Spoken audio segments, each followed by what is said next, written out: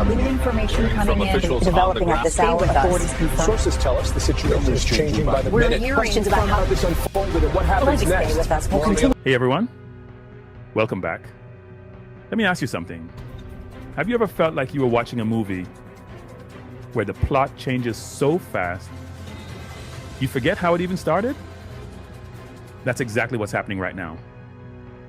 We are living through a masterclass in media redirection. In the last 14 days, what many people believed would be one of the biggest stories of the decade, the full release of the Epstein files, has effectively vanished from the headlines. So ask yourself this: was it a coincidence? Or was it buried beneath the smoke of a military intervention in South America and a sudden territorial standoff in the Arctic?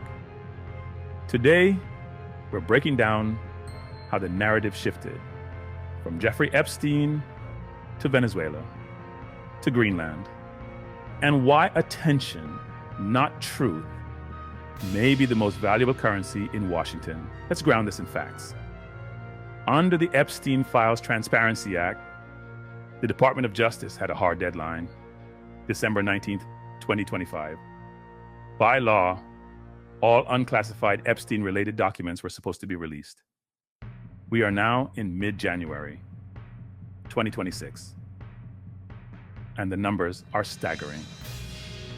Out of roughly 2 million documents, just over 12,000 have been released. That's well under 1%. Members of Congress from both parties have publicly questioned why that deadline was missed.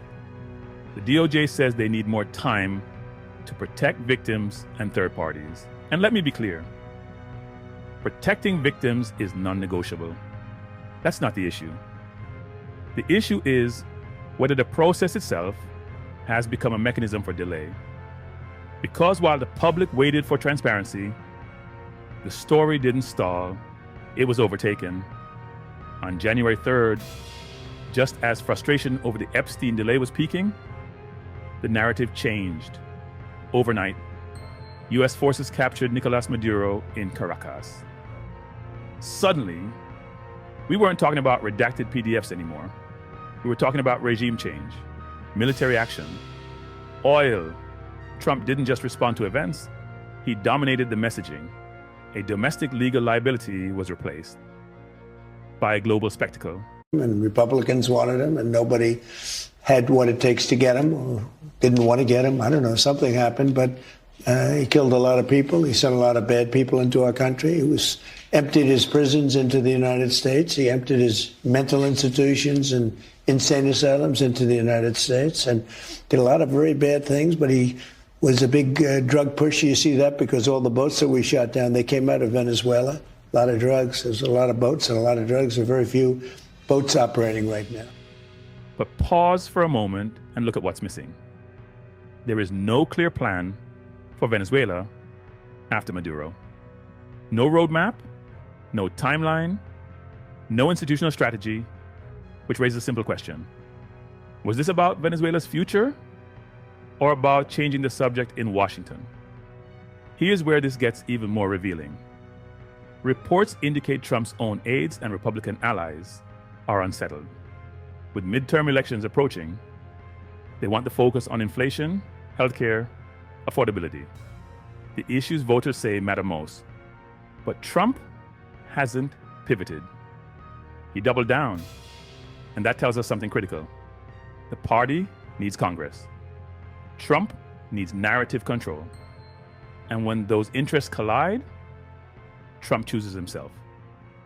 And just in case Venezuela wasn't enough, Greenland entered the picture. Greenland, sir, the premier of Greenland said today, we prefer to stay with Denmark. Do you see that as the final Who said word? that? The premier of Greenland. Well, that's their problem. That's their problem. I disagree with them. I don't know who he is. Don't know anything about him. But that's going to be a big problem for him. This isn't a recycled joke anymore. Trump escalated his rhetoric, suggesting the United States could pursue acquisition the hard way if necessary, by framing Greenland as a national security emergency, the administration forced the media to follow. This is fire hose politics, flooding the cycle with so much urgency that nothing else can breathe. And just when it feels like the narrative might finally settle, another story begins to form. This time, Iran. Across the country, large anti-government protests are unfolding, economic pressure, political repression, a government under strain, and once again, Trump inserts himself into the moment. So, Mr. President, on Iran, do you have a message for the leaders currently of Iran? Yeah, the message is they've got to show humanity. They've got a big problem, and I hope they're not going to be killing people. And I'm going to have a report very soon. It would seem to me that they have been badly misbehaving, but that is not confirmed. Sir, you mentioned the 1980 hostage rescue effort that ended in disaster. Well, it was a disaster for Jimmy Carter. They had all sorts of problems, and the helicopters were crashing and everything. You know what it was? The exact opposite of Venezuela. Do you agree with that? Do you agree? As a reporter, who are you with? Who are you with? I'm with the Financial Times, sir. Oh, good. Well, it's a nice paper. So are you committing not to sending U.S. troops into Iran? Why would I tell you that? Why would I? Mr. President, I don't talk about military strategy with a reporter, you know? Mr. President. Even though I do like the Financial Times. are you consulting with our allies regarding Iran? What are they telling you, and why do you think the Iranian... Well, I'm not going to tell you what they're telling me. Why do you think the Iranian leadership continues to defy you, Mr. President? You think they are?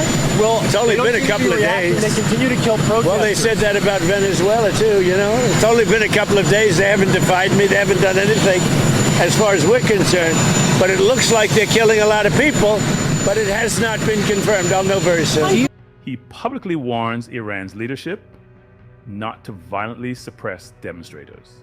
He signals that if protesters are killed, the United States may respond. Whether intervention actually happens is almost beside the point. Iran becomes another headline, another geopolitical flashpoint, another reason for the media to move on. From Venezuela to Greenland to Iran, there is always another stage waiting in the wings.